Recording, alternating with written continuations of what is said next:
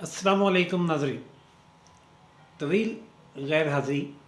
के बाद एक बार फिर हाज़िर हूँ और गैर हाज़िरी की वजह कुछ निजी मसरूफियात थी। फैमिली में एक बहुत करीबी रिलेशन में शादी थी और कुछ तबीयत की नासाजी भी। गैर हाज़िरी के लिए माज़रत। आखिरी वीडियो जो व्लॉग मैंने आपके लिए किया था वो था राना शमीम तौहीन अदालत केस, और आज फिर उसी केस की अगली प्रोसीडिंग लेकर आपकी खिदमत में हाजिर हूँ।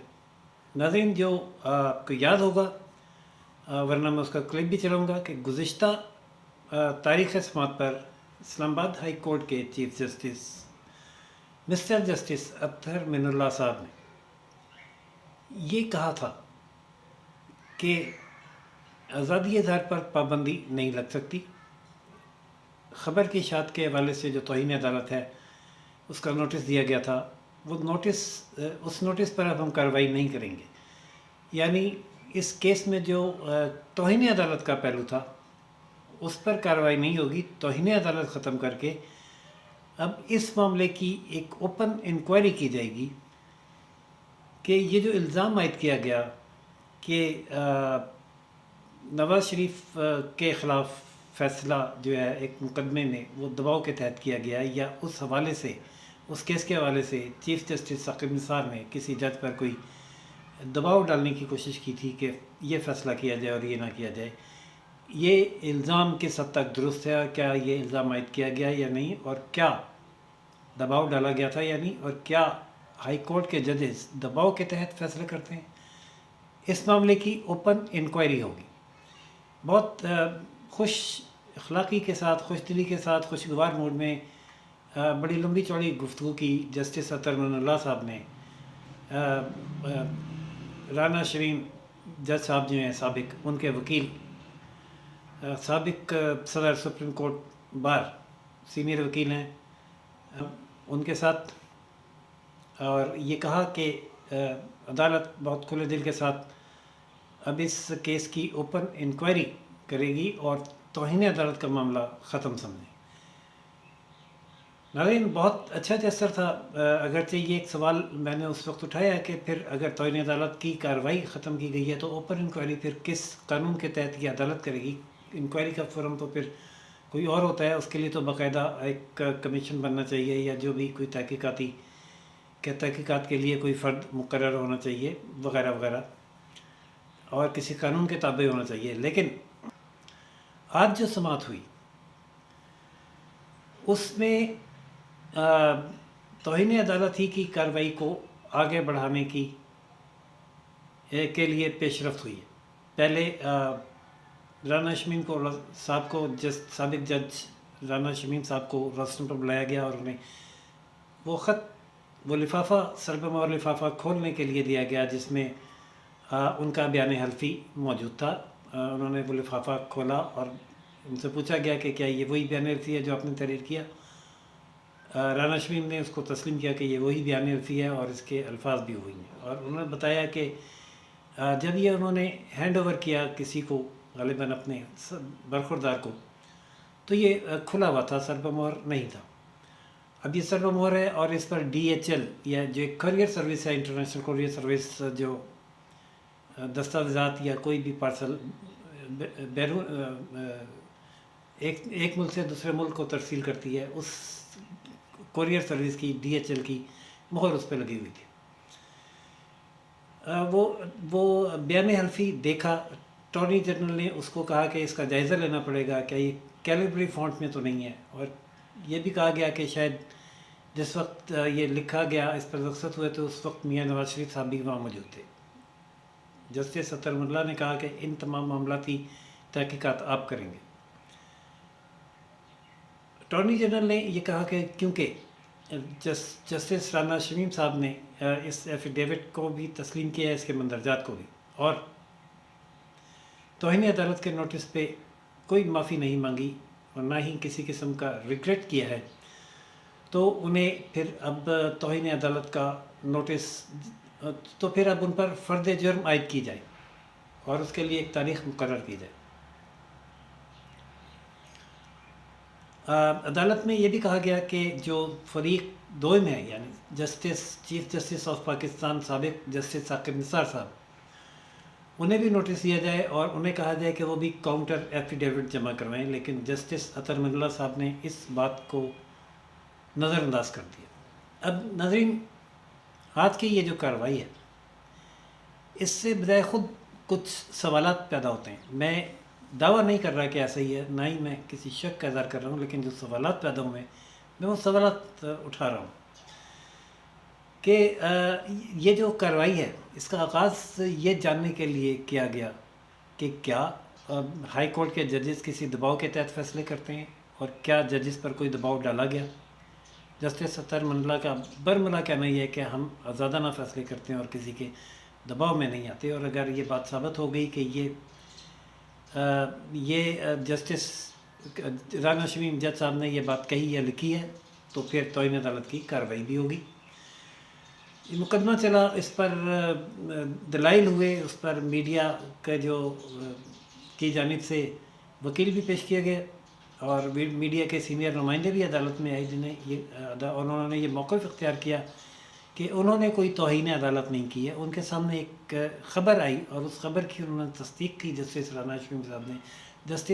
شمیم صاحب نے اس بات کی تصدیق کی کہ انہوں نے بیان الفی دیا ہوا ہے، اور انہوں نے وہ خبر شائع کر دی۔ خبر شائع کرنا آزادی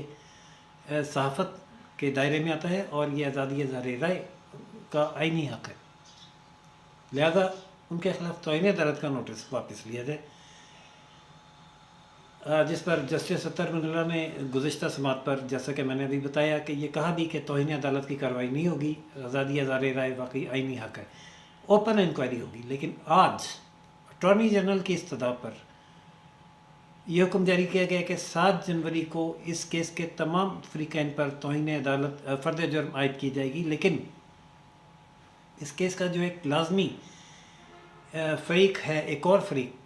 جسٹس ثاقب نثار صاحب، چیف جسٹس آف پاکستان، سابق چیف جسٹس آف پاکستان، ان کو اس کیس سے بہرحال پھر مستثنی باوجود مطالبے کے رکھا جا رہا ہے، حالانکہ وہ لازمی فریق ہے اور انہیں بھی یہاں پہ کاؤنٹر ایفیڈیوٹ آ کے دینا چاہیے کہ انہوں نے ایسا کوئی کال نہیں کی یا فون نہیں کیا، اور اگر وہ ایسا کوئی ایفیڈیوٹ نہیں دے رہے اور خاموشی اختیار کر رہے ہیں تو یہ بجائے خود ایک طرح کا اقرار ہے کہ یہ خبر اور یہ الزام کسی حد تک درست ہو سکتا ہے۔ میں یہ دعویٰ نہیں کر رہا کہ درست ہے، لیکن ان کا یہ جسچر اس قسم کا تاثر ضرور پیدا کر رہا ہے، ورنہ تو ایک آدمی اگر کلیئر ہو تو وہ آ کے کہتا ہے کہ میں حاضر ہوں، یہ میرا بیان الفی ہے، اور کریں تحقیقات کہ میں نے کب بات کی اور کس کو فون کیا، میں نے نہیں کیا۔ لیکن وہ ایسا نہیں کہہ رہے، بلکہ جب ان سے یہ پوچھا گیا تھا کہ کیا وہ عدالت میں جائیں گے اس بیان الفی کے یا اس خبر کے خلاف، تو انہوں کا جواب تھا کہ کیا میرا دماغ خراب ہے، میں پاگل ہوں جو میں جاؤں گا عدالت میں۔ یعنی یہ ایک سابق چیف جسٹس کے الفاظ اپنے ہی عدالتی نظام کے حوالے سے ہیں، بجائے اس کے کہ وہ کہتے کہ جی بالکل میں عدالت کی پروٹیکشن لوں گا اور جا کے یہ ثابت کروں گا کہ میں نے ایسا نہیں کیا۔ ناظرین، دوسرا سوال جو پیدا ہو رہا ہے وہ یہ ہے کہ کیا واقعی چیف جسٹس اسلام آباد ہائی کورٹ چیف جسٹس عطر من اللہ صاحب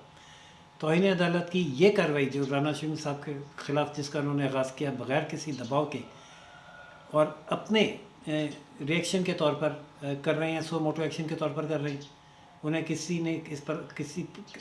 ان پر کسی جانب سے اس کارروائی کے آغاز کے لیے کوئی دباؤ تو نہیں تھا، کیونکہ انہوں نے سو موٹو نوٹس تو لیا، اور نوٹس لے کر ایک فریق کو تو انہوں نے نوٹس دیا، جسٹس رانا شمیم صاحب کو تو طلب کیا، لیکن جو اس میں دوسرا فریق ہے چیف جسٹس ثاقب نثار صاحب جو اب ایک ریٹائرڈ جج اور عام شہری ہیں، ان کو نوٹس نہیں کیا، اور ان کو باوجود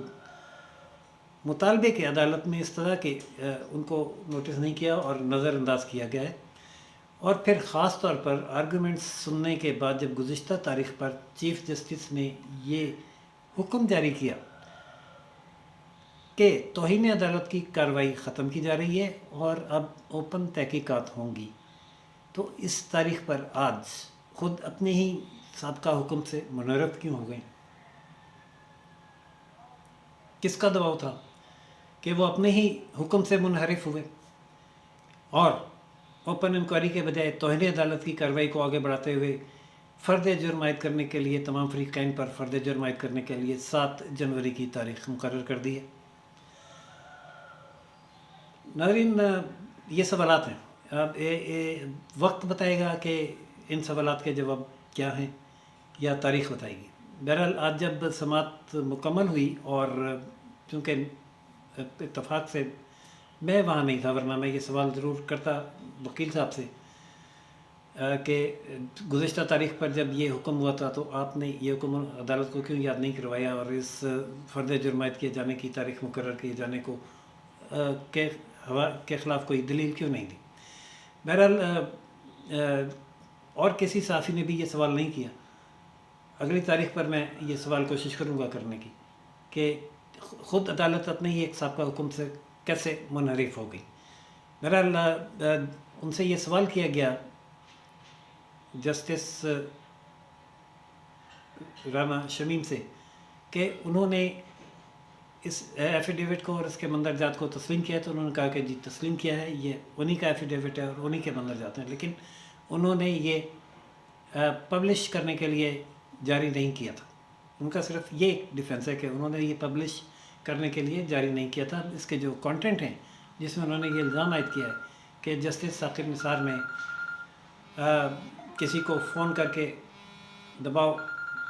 फ़ोन करके एक मखसूस फैसला करने के लिए दबाव डाला था, उस पर वो कायम है। नाज़रीन, वकील साहब से ये सवाल किया गया कि क्या वो इस फ़र्द जुर्म का तफसील से जवाब देंगे, तो उन्होंने कहा कि बिल्कुल इस पर जब शहादतें आएंगी तो जवाब देंगे और उन शहादतों में और भी बहुत कुछ मामला सामने आ सकते हैं। ये बात उन्होंने बड़े मायने खेज़ अंदाज में कही। 7 जनवरी को फ़र्द जुर्म आयद होगी और उसके बाद उस पर एविडेंस कॉल की जाएगी, जिसकी एक और तारीख़ दी जाएगी। और जब फ़र्द जुर्म आयद होगी तो वो तो एक सिंपल फ़र्द जुर्म पढ़ कर सुना दी जाएगी, और जब शहादतें आएंगी तो फिर वो एक दिलचस्प मरहला होगा और पता चलेगा कि किसने क्या कहा, क्यों कहा और उसका बैकग्राउंड क्या था और उसकी बुनियाद क्या थी। नाज़रीन, जो अपडेट्स सामने आती रहेंगी हम आपको इस केस की तफसीलात से आगाह करता रहूँगा। फ़िलहाल आप भी सोचिए और मैं भी तहकीकात करता हूँ कि ये क्या हुआ, कि अदालत कैसे ख़ुद अपने ही जारी करदा हुक्म से मुनहरिफ हो गई, और जो ये हुक्म दिया था कि अब तौहीन अदालत की कार्रवाई के बजाय ओपन तहकीकात होगी, ओपन तहकीकात के बजाय दोबारा तौहीन अदालत की कार्रवाई पर आ गई और फ़र्द जुर्म आयद करने के लिए एक तारीख़ मुकर्रर कर दी। क्या वजूहात हैं, क्या इसके कोई बैकग्राउंड फैक्टर भी है, या ये कोई कानूनी मजबूरी थी? चीफ जस्टिस साहब ने यह देखा और समझा, गौर किया कि ये तौहीन अदालत की कार्रवाई है तो उस कानून के तहत चल रही है, तो वो इसी तरह चल सकेगी और ओपन तहकीकात नहीं हो सकेगी। लिहाजा मजबूरन उन्हें हो सकता है कि तौहीन अदालत ही की कार्रवाई के तौर पर इसको आगे बढ़ाना पड़ा हो। बहरहाल क्या फैक्टर था उस पर तफसीली तहकीक करके मैं फिर आपकी खिदमत में किसी वक्त हाजिर हो जाऊँगा, अगली तारीख से पहले या अगली तारीख पर। तब तक के लिए इजाज़त दीजिए। राशिद को रोशन पाकिस्तान न्यूज़ से चैनल लाइक, सब्सक्राइब और शेयर करना ना भूलिएगा। अल्लाह हाफ़िज़।